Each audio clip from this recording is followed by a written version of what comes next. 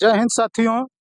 हम आए हैं भारत के उत्तराखंड राज्य में, जो कि हरिद्वार जिला है।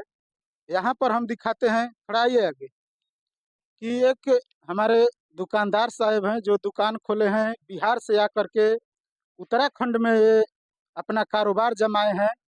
हम बिहारी को दिखाने आए हैं कि बिहार के लोग जो कि भारत के हर राज्य में पलायन करते हैं, वहाँ हम दिखाने आए हैं कि उत्तराखंड में लोग पलायन किए हैं और किस प्रकार का अपना रोज हैं। इनको हम दिखाते हैं, थोड़ा आइए अंदर आइए। भाई साहब, आपसे हम यही जानना चाहते हैं कि ये जो आप रोजगार खोले हैं, ये बिहार में भी हो सकता है, लेकिन आप यहाँ खोले हैं किस उद्देश्य से? इस वजह से कि बिहार में नहीं चल पाता है। इतना नहीं चल पाता है, नहीं, यहाँ चल पाता यहाँ है चल पाता है। ऐसा। वहाँ पे इतना है नहीं। तभी तो ये यहाँ पर आए हुए हैं। तो हम समझ लेते हैं कि भाई साहब, आप बिहार से जब यहाँ आए हैं, किस उद्देश्य से आए हैं? जैसा कि हरिद्वार आए हुए हमें 17 साल हो गया। बिहार में हमें कोई सुविधा में नहीं मिला, इसलिए हम यहाँ पे आके अपना रोजगार कर रहे हैं। अगर बिहार सरकार हमें वहीं पे रोजगार देता और वहाँ पे सारी सुविधाएं मिलता, तो जो हम यहाँ पे उत्तराखंड सरकार को जो फायदा हो रहा है हमसे, हम अपने बिहार सरकार के लिए करते हैं। और हमें बिहार सरकार से कोई भी सुविधा नहीं मिलती है।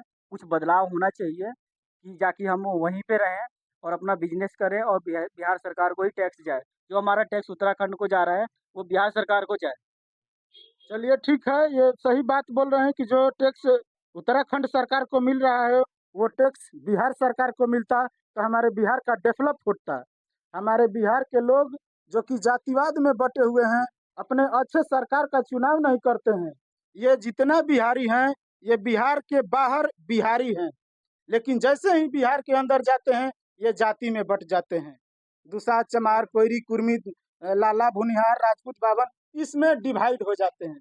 और यहाँ पर है, यही चीज अपने बिहार में दम दिखाना है कि हमें बिहारी बन करके अपने बीवी बच्चों को लिए, अपने परिवार के लिए अगर चुनाव करना शुरू कर देंगे, अपना भविष्य बनाने की कोशिश करेंगे, तो शायद बिहार सुधर सकता है।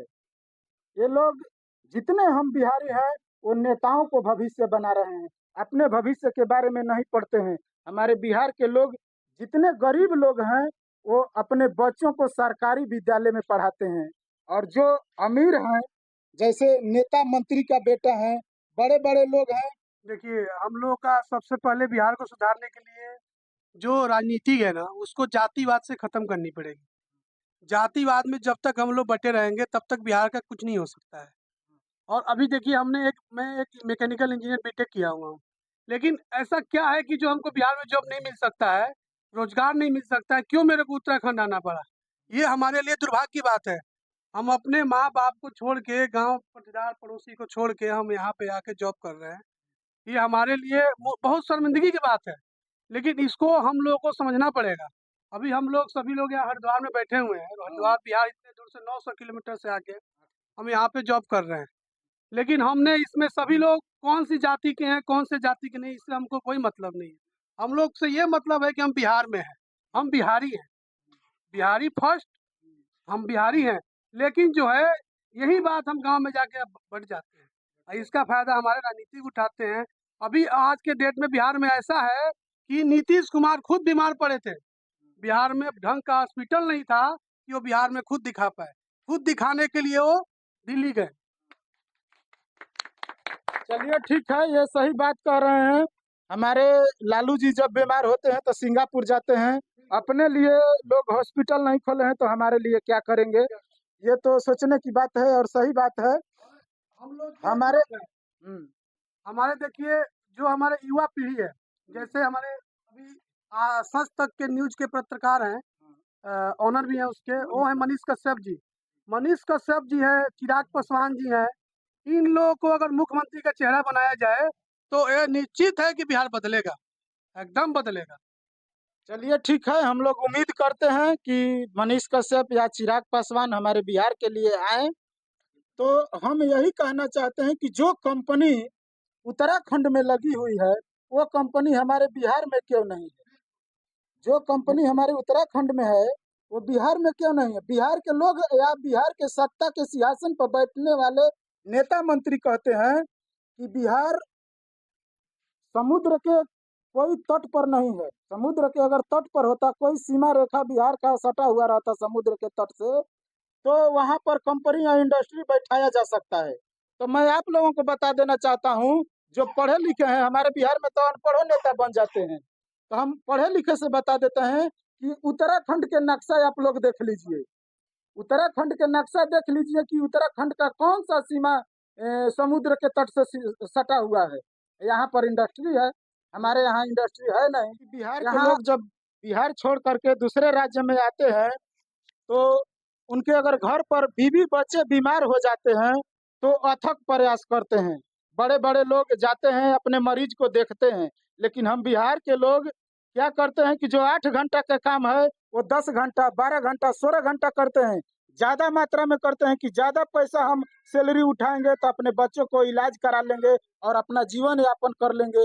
इस प्रकार को हमें मेहनत करना पड़ता है, अपने राज्य के छोड़ करके दूसरे जानते हैं। तो इनसे थोड़ा हम समझ लेते हैं कि ये क्या कहना चाहते हैं। देखिए, अभी हमारे बिहार में एक शिक्षा की जॉब निकली, बहुत दिन के बाद तो निकली, ऐसे निकलती नहीं है।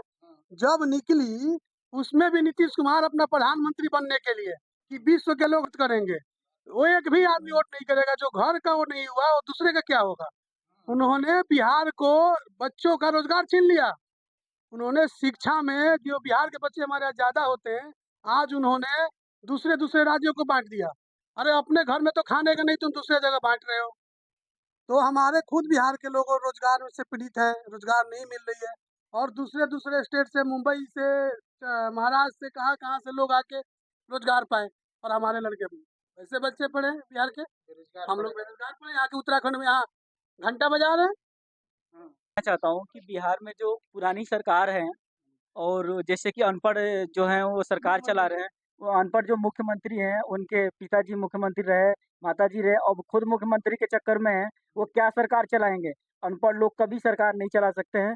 वहाँ पे पढ़े-लिखे और वो भी युवा नेता की वहाँ पे ज़रूरत है। सबसे पहले तो इस सरकार को हटाना चाहिए, पुरानी सरकार को हटाना चाहिए और नई सरकार की चुनाव करना चाहिए, जो सही तरीके से अपने बिहार सरकार किसको चाहते हैं ये हम बताइए। सरकार तो चाहते हैं कि चिराग पासवान है या मनीष कश्यप अब की बारी बने। चलिए देखते हैं इस बार मनीष कश्यप या चिराग पासवान कौन मुख्यमंत्री बनते हैं।